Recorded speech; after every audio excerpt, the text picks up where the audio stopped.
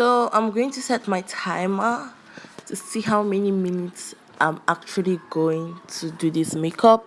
So apparently I'm starting with concealing my brows before even marking it, and it makes the work very easier. Don't worry, I'm going to show you.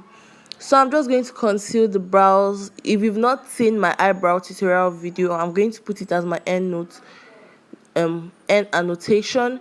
So I'm just going to conceal the brows below and above the brows.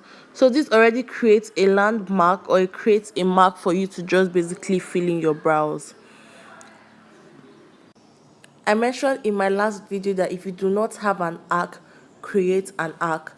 I don't have an arc, so I actually did create my own arc, as you can see.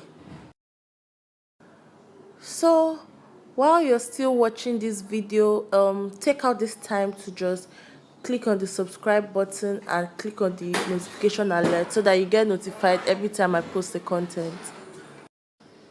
Normally for my upper brow I'll use my foundation, but since I was going to use my foundation later, I just use my concealer. I'm going to go in with my Blush Cosmetic eyebrow gel, sorry. So I'm just going to fill in my brows. This method actually helps you control the way you actually mark your brows, like, because you've already seen the part you concealed, so you want to go to the concealed part. So apparently it's just going to basically control the way you actually apply your gel liner or your pencil. Apparently that's what it actually does. So I'm just going to create my brows by actually stroking them, giving them light strokes and all. And then the part I felt went overboard, I'm just going to take my concealer and just slightly conceal them. Don't worry, be watching, you're going to see what I'm talking about.